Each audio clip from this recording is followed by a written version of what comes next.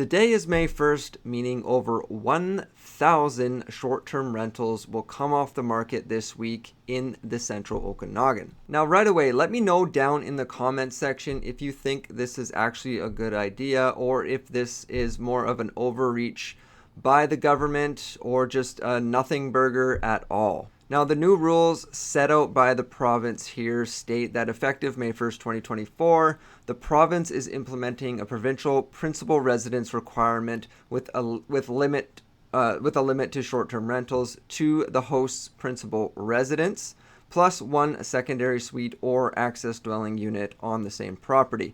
So you can no longer, province-wide, you can no longer have say you own a condo downtown Kelowna and you still have your principal residence and you want to rent out that condo, or you did rent out that condo short term on Airbnb or VRBO, you can no longer do that. Now, these requirements don't apply everywhere as it states here on the government's website. There is a section for the principal residence requirement page.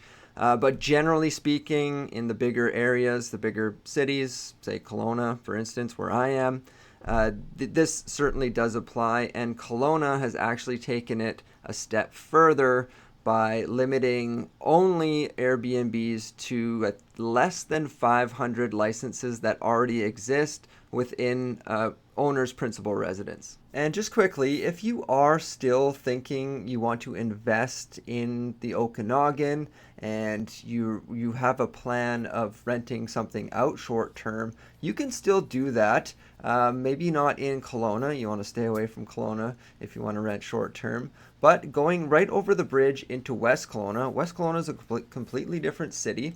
If you go over the bridge to West Kelowna, they've actually opted out because they were allowed to do that by the province because they've had 2 consecutive years of vacancy less than 3%. So there are a number of resorts and condo buildings that you can still purchase units in and rent out short term.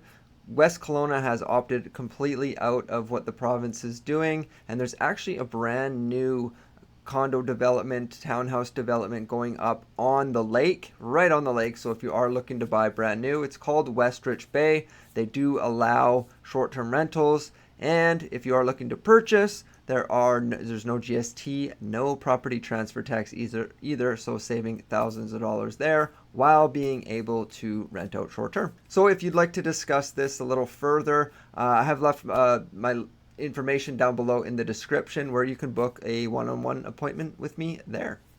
Now, if you do happen to have an Airbnb unit or a short-term rental unit in BC, there are a few new rules that you have to follow on top of the actual rules of being, it has to be in your principal residence or secondary suite, that sort of thing.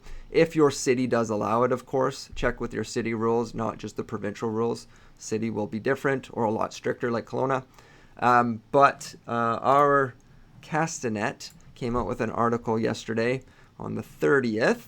So it just states that one of those regulations is a requirement for all legally licensed short-term rentals to display their business license number as part of their listing. So if you list your unit or your suite on Airbnb, it has to include your license number.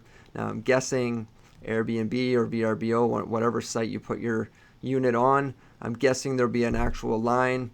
Maybe will have an asterisk where you actually have to fill it out and put in your business license number. And the only way to get that license is to comply with the new regulations brought in by the province and anything a city may bring over and above the provincial legislation, as I mentioned twice already, like Kelowna has done. And what Kelowna actually did, Kelowna's gone a step further, basically eliminating short-term rentals from single and multifamily homes, except for those with valid business licenses. So there were about half of or maybe over half, I think, of the short-term rentals units that were listed online were actually illegal units. They didn't have a valid business license.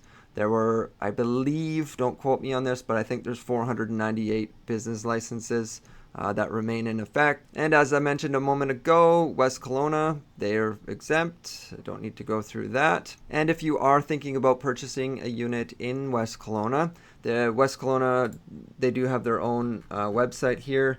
City of West Kelowna or westkelowna.city.ca, and if you just scroll down a bit, you'll see their short-term rental and short rental bed and breakfast section there. You can complete the application and view all of the stipulations that they have there. Oops, this is off by a little bit. There, you can see it there. Yeah, so it's westkelowna.city.ca. Now, continuing on with the Castanet article, in Kelowna, Planning Director Ryan Smith says the number of both licensed and unlicensed short-term rentals in the city have diminished somewhat since legislation was first announced. So just a few months ago that this was all announced. Smith says about 470 are licensed, down from 500 a few months ago. So there's actually less than what they've actually allowed. Now, Smith goes on to state there was a big drop in Kelowna after the new legislation came in. Even last fall, there was a big drop. So that's probably people anticipating this new legislation coming forward and just saying, hey, we're closing our doors, no more Airbnb in our homes or our units, especially the ones that were probably not legal or not licensed. And then he goes on to state Kelowna was one of the markets where it appeared that the new policy was already having a positive impact. Now, I don't know exactly what he means by positive impact, meaning a lot of Airbnbs close their doors. Maybe that's a positive impact. Or there's more listings coming to the market, more rental listings coming to the market. That's probably what he means. There's also more people just strictly selling their units off, as I mentioned, because that was the whole reason they owned these rental properties, was to Airbnb them out. Now, whether we like it or not, these new rules are here, but he does state, as with any new bylaws, Smith says staff will monitor the impacts and report back to council. It may be that pieces of this don't work, and we have to go back to tweaking their own rules. Now, this won't mean that you can still own a secondary unit and rent that out short term, but this might mean that they'll open up the gates again to allowing more single-family homes or principal residents by allowing them to apply for a license and rent out a portion of their home short term. Now, again, let me know down in the comment section what you think of these new rules. Do you think it'll have a positive impact and open up the floodgates again to long-term renters? Will hotel prices go up here in Kelowna over the summer? That'll be interesting to see.